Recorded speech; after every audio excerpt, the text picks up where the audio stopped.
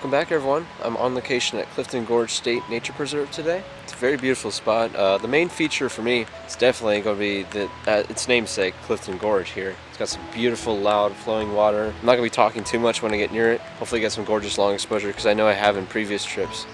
And I want to see if I can maybe double that amount of portfolio-worthy shots here. And another image I'm kind of seeking after is the Amphitheater Falls, which I'll show you later on. And that one's beautiful as well. So I'm hoping that's flowing as well, which it's been raining the past couple days. So I think it's going to be probably, more than likely going to be flowing pretty well.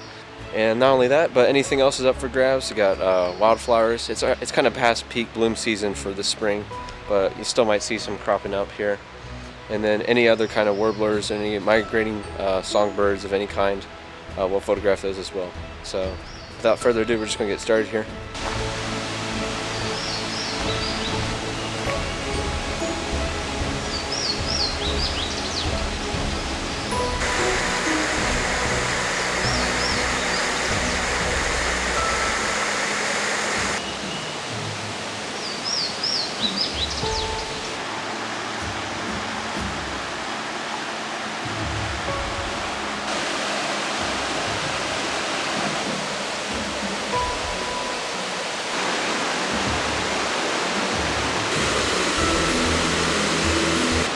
In my personal opinion, I think the best time to view Clifton Gorge is in the fall, right after all the leaves have fallen over. The gorge is just, it's littered with all these different wet leaves that just surround all the limestone and all the cliff faces that surround the gorge. And not only that, but from the overlooks, like right here where I'm standing, you can see the gorge much better without all the green foliage like I see now and during like spring and summer.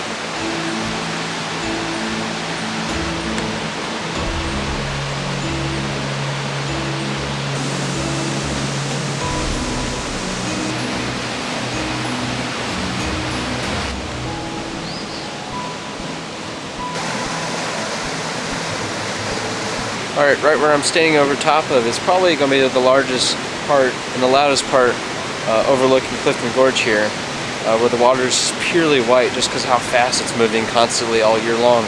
From here on out, it's going to be dispersing. It's going to be much more calmer as I walk along the trail here. But we're also coming up on Amphitheater Falls, which I'll get to show you as well, and hopefully I might get some cool photographs of that.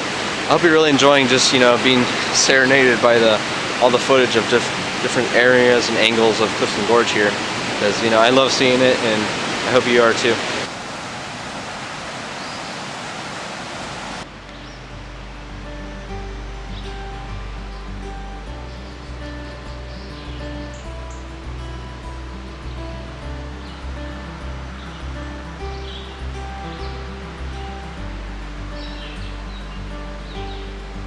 So once again, it's pretty cool, further enriching the natural history of Ohio here. You got on this overlook, they have this little placard where it talks about Cornelius Darnell, and basically a group of explorers led by Daniel Boone basically gave chase, or else they'd be captured by all these Shawnee Indians, which Shawnee Indians were Native Americans that are pretty prominent in this area of southwest Ohio. And it's just pretty cool how the overlook is right where it's presumed that Cornelius Darnell leapt over the gorge here and basically escaped capture, which is pretty cool. Just a little natural history feature there.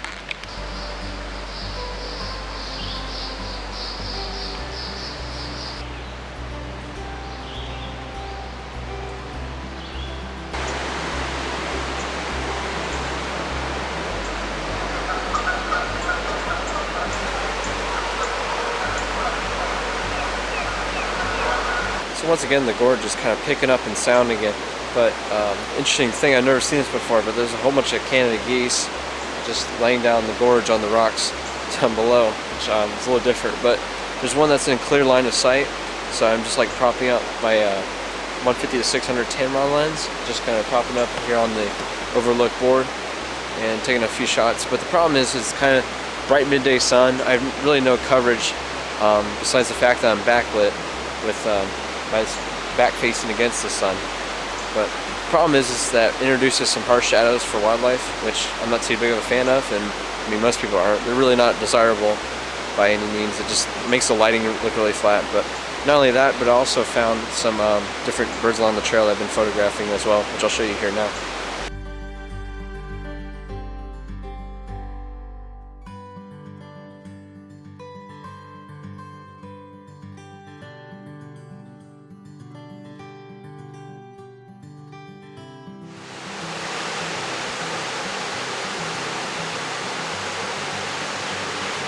Another interesting thing is there's a male wood duck that's swimming upstream, and at first I thought it was a mallard without checking out my binoculars or my telephoto lens, but it's actually, yeah, a male wood duck. Something interesting about composing the photograph I'm trying to do while it's mounted on my tripod is that the light seems to be shining right on its face, which just helps illuminate it, so you really don't have to mess with that when editing the photo later. It also creates this kind of like celestial, kind of heavenly look to it, which is really neat as it just kind of sits there in the water.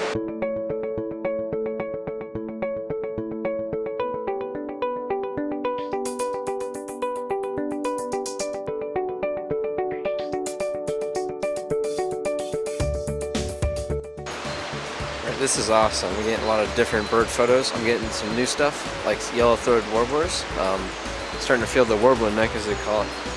It's getting kind of sore, but I had to look straight up and point at my big lens. But and also, really up close, I got a Scarlet Tanager photo as well, which is amazing, or a batch of photos at least. Yeah, this is exciting. You know, this is a pretty big hot spot in Greene County for me for birding.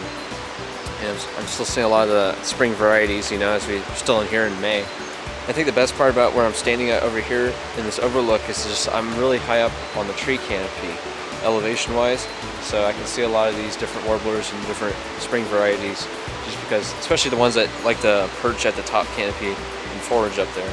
Luckily, so far it's been very productive, so keep it up.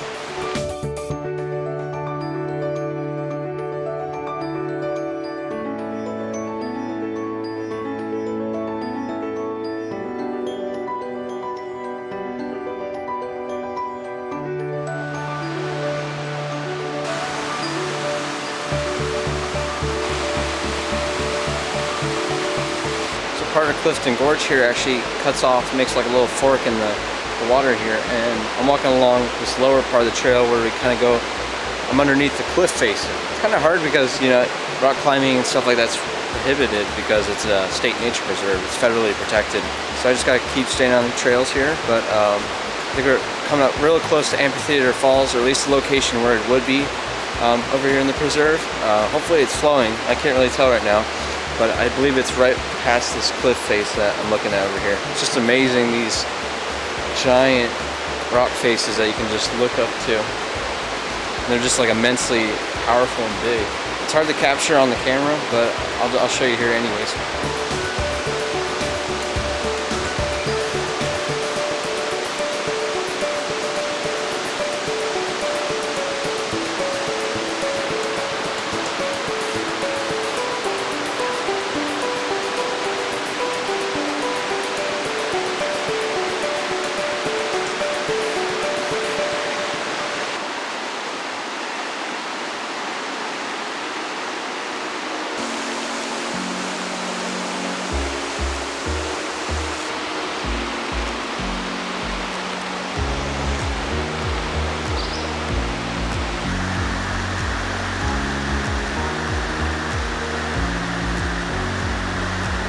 Alright, so behind me here is Steamboat Rock, as they call it. It's kind of creative, I guess, because back in the times when it broke off from the rest of the limestone, they thought it resembled with like smokestack-like trees on top. That it just, you know, the hulking structure, I guess, of it resembled a steamboat, which I could totally see it. You know, it's a very creative and interesting way to think about it. Yeah, it just kind of sits right here in the middle of the gorge, just kind of breaking it, dividing the water so it has to flow around it.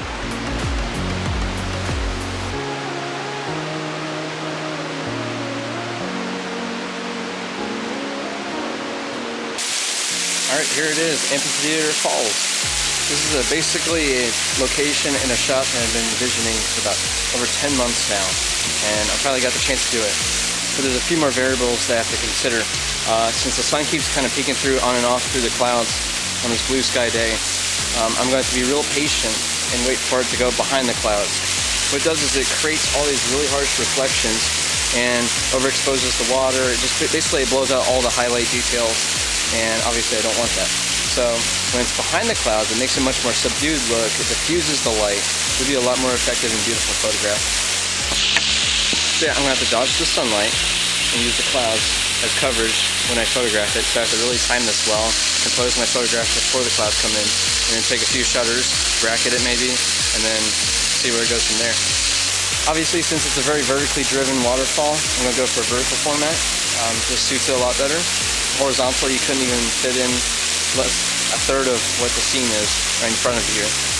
And honestly, I'm not sure if using my 24mm, I can even compose it where I'm standing here or up there with the scene right here, just because of how tall this waterfall is. It's very slender. It's loud, but it's not big. And yeah, it's very vertically driven. So I'm gonna see if I can really capture the entire thing from the fall to the drop and see if I can get that in one photograph doing a long exposure. And naturally, I'm gonna use a polarizer filter just to knock out any reflections, even when the clouds are over, covering up the sun.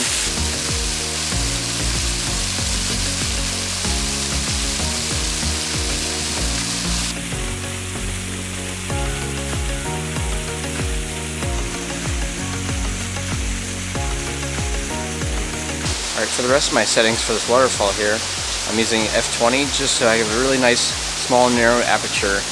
And then I'm using ISO 100 just because I don't need all the extra light and the higher ISO numbers. So kind of the same way as the aperture. Basically both those settings work in tandem here so that I can decrease the shutter speed dramatically, which will make that nice smooth silky look to the water.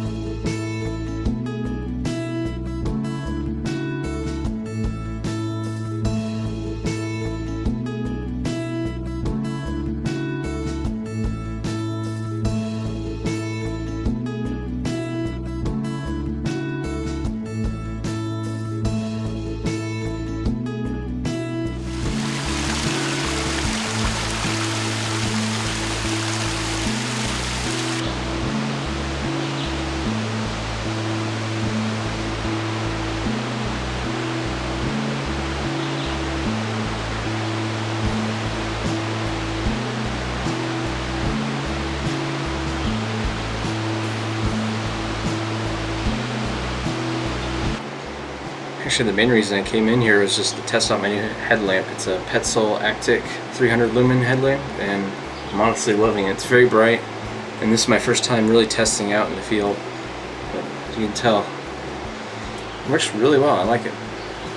There's one thing I would change about it, though. It's only water resistant. I wish it was waterproof to some degree, or at the very least rubber sealed or wet sealed around the battery cover. You know, something like that would just, you know, make this model of headlamp like amazing. But it's honestly really good as is, and it's very affordable as well.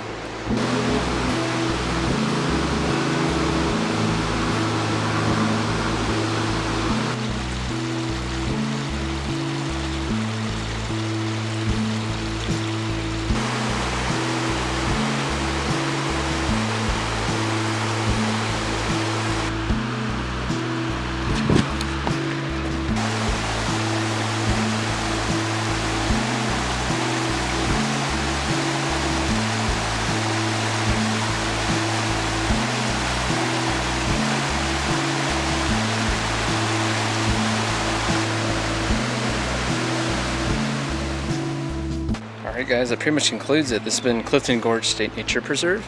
It's a very big place. It's probably one of my favorites in Southwest Ohio that I've visited so far.